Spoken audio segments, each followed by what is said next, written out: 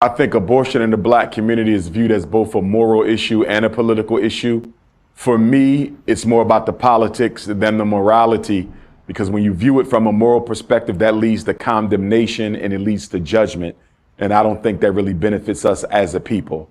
It is not my place to tell a woman what to do with her body, but at the same time, as Africans, we are fundamentally a pro-life people, because we understand that when you give birth, that is the reincarnation of an ancestor. That is a life coming to this world with a specific purpose given to it by the Supreme Almighty God. So we have to look at it from the spiritual perspective. You're actually stopping the destiny of the universe and the destiny of the black race by aborting that child. With that being said, if you have a young sister who doesn't have any family support, you have a young sister who's the father of her child isn't interested in being there, he don't want the child. You have a young sister dealing with poverty and people are constantly telling her that you don't want to have a baby this early. And then you look at the reality that young mothers tend not to graduate high school on time, if at all. They often tend not to graduate college, if at all. Now, we all know dozens of black women who achieved in spite of, but there's so many thousands more who did not. But I think we have to look at the fact that we have aborted over 3 million babies since the 1970s. I mean, we have to look at the fact that Margaret Sanger and Planned Parenthood International and her Negro Project were all part of the American eugenics crusade to get rid of black life. It's no secret that 75% of Planned Parenthood abortion centers are located within close proximity to black communities. Even when you look at what Planned Parenthood is doing in the Caribbean, what they're doing in Africa, if you look purely at the numbers. I heard Dr. Amos Wilson once say, black people have severe case of myopia, right? A lot of things we say are not there, are here. We just don't see them. For example, many programs and businesses black people say that we need are there, but they don't support them. What's your thoughts about that? Well, shout out to Dr. Amos Wilson. I think he was the greatest black psychologist in American history. And I think he was the most relevant black scholar of the second half of the 20th century. And like myself, he was a doctor of clinical psychology and a Garveyite Pan-Africanist. I do believe that we have many institutions and businesses that are not getting the support that they should, as black people complain about the need for them. But at the same time, when we're talking about the critical institutions, the banks, the hospitals, the schools, the supermarket, the distribution and manufacturing, I don't believe we have nearly as much as we should. You know, for example, you take the hospitals. We owned and controlled over 500 hospitals in American history. That's nearly one per year. You can hardly find them now. We only have about a handful of black hospitals. Independent schools, truly independent, that operate inside of a traditional school building, not in somebody's basement or kitchen table, you're probably looking at 3 dozen. If you look at truly black-owned banks, you probably may have about 2 or 3 dozen of those. So when you look at the critical institutions, we do have black farmers, but we don't have a network and a relationship between the black farmers and the black communities to get their produce out to us. And of course, we don't have the supermarkets to sell that produce on a regular basis. So when you're talking about the critical institutions, the schools, the banks, the hospitals, the supermarkets, the manufacturing and distribution, we are at a significant loss for those things. The institutions that matter most, we are at a loss for them. Now, we have restaurants and barbershops, and we need restaurants and barbershops, but they're not critical institutions. Why? Because you can get your hair cut at home. You can cut your own hair. I cut my own hair. I've been doing it since high school because we was trained to do so at my high school. So you can live without a beauty salon. You know, women can do hair in the house. You can live without a restaurant. You can cook your own food in the house. So, you know, although they're good to have, they're good conveniences, they're not necessities. Hospitals save lives. Banks invest and build communities. Supermarkets, you know, build the family, build the body, take care of the dietary nutritional needs. Schools prepare the children. Manufacturing provide our people with their daily necessities. Distribution provides jobs and allow black people to get the things that they need around the planet. when it comes to critical institutions, we are at a significant loss. After years of observation, right, I've come to the conclusion that sports are destroying our young black brothers, making them delusional, depressed, and hopeless. I've seen this trend where you have a lot of teenagers who are not even on the team, but they have this idea that they're going to college or going to go to the league. I see a lot of young men who are they're 25 to 30 years old, still saying they're trying to get to the league. During this period now, they're not developing any skills to provide for themselves or society. Also, which you know about, parents living through their child, which contributes to it, and which I know you're going to talk on, the amount of attention given to athletes. What are your views about the relationship with sports in the black community? I think that sports are overemphasized in the black community. And I think this ties into a legacy coming from slavery, where black men and black women our worth was determined on our physical attributes. And to a large extent, it's still the same way now. If you are an athlete, the way in which your worth is determined is identical to the way in which the worth of an enslaved African was determined. It was your output, your strength, how fast you could work. You look at the NFL combine, you look at the NBA workouts, it's nothing but a slave plantation. The only difference is you're being paid money.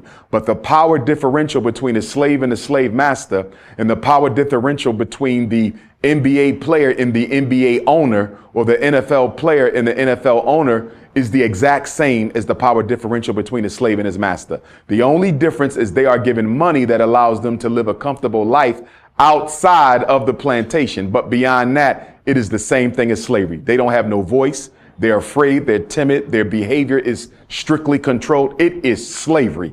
And the only reason why we don't see professional sports as slavery is because the amount of money that they make. And that's because we equate money with power. Money is not power. Money buys you access. Power gives you the ability to control outcomes. These athletes do not control outcomes, and most of them don't even control their own lives. I also think that we have to look at the fact that the black community overvalues sports and athletics, and we undervalue academic excellence. The child who gets straight A's and B's, the child who's mentally gifted, the child who aced his SATs, the child who's in the top 1% smartest children, best reading scores, math scores, science scores, language scores, they will never get the attention of the basketball standout, even if he's an academic failure. They will never get the attention of a football standout, even if he's an academic failure. He could be failing 3 classes and he's still going to get a big trophy at the end of the year for helping them go to the playoffs or win the playoffs. He may have no future after he leaves that school that year, but because he won the championship, got us a trophy, we're going to put him on a pedestal. But the kid who's likely to come up with a cure for cancer, sitting right in this classroom, is not even going to be mentioned. And so we have to look at how we as a people have allowed public school culture and black community culture to overvalue athletes and entertainers and undervalue our children who are academically excellent. That's on us. And then you have to look at the fact that our children don't have access to role models in those careers where they live. The dentist don't live in our neighborhood. The surgeon doesn't live in our neighborhood. The engineer doesn't live in our neighborhood. You barely find black teachers and black principals who live in a predominantly black neighborhood. Most of your black bourgeoisie, your middle class, is moving into a white life. So how are black children going to have access to role models that might make them think twice about wanting to be an athlete or entertainer when they're not around? They're going to gravitate to what they see. And what do they see in their neighborhood? Aspiring rappers and aspiring entertainers and athletes. And what do they see on the television? Rappers who made it and athletes who made it. So whether they're outside on the street or in the house watching YouTube, all they see is black men who overvalue athletics and entertainment, even though these are low potential careers. And what I mean by that is the likelihood of you becoming rich or wealthy or being good enough in athletics or entertainment to live comfortably off it is very slim. You have a greater chance of being struck by lightning than you do of becoming a professional athlete or entertainer. But no one's telling our children this. And this is one of the reasons why I believe we need to bring the industrial building trade programs back into our communities. Because I do believe that even if he wants to be a rapper, even if he wants to be a basketball player, If he doesn't make it, and he's a licensed plumber, a licensed electrician, a licensed welder, a licensed auto mechanic, a licensed HVAC contractor, he can still live a decent life for himself. But right now, black boys in inner city schools are only given 3 options: go into the military, become an athlete or an entertainer, or go to jail. And Umar, I want to touch on 3 things before we move on. First thing is this: in regards to basketball, I can speak about, right? I think there are about 250,000 high school boys, seniors in the country. There are only like 1,000 something spots. Out of that 1,000 spots, you have JUCO players coming in. That's probably going to take 200 or 300. Mm-hmm. You have overseas players. So let's just say there's 600 spots for 250,000 people. Most are not going to make it. Even if you get the spot, you have to stay there. There's no such thing as a 4-year scholarship. Every year you have to renew based on your performance and basically your relationship with the coach at the end of the day, right? Another part I want to touch on, in defense of people who leave the neighborhood, not single people, but people with children. They want to put their children in a different environment. That's why it's kind of hard to stay, especially if you have, because I have conversations with my peers about this. It's a hard decision to make. Do I want my child to grow up in the environment I grew up in, or do I want my child to grow up in another environment? There are pros and cons to both, because if they don't grow up in my environment, they're missing out on stuff, but at the same time, they're not being exposed to stuff. And when you put them in a different environment, suburban, white environment, they're missing out on stuff, but at the same, they're exposed to stuff, but they're not exposed to other stuff. So it's like a two-edged sword in a sense, you know? Here's what I would say. If I had to make the decision between, and I'm gonna start with school and go to community, but if I had to make the decision between putting my child in a white private school versus a black inner city school, I would probably go with the black inner city school.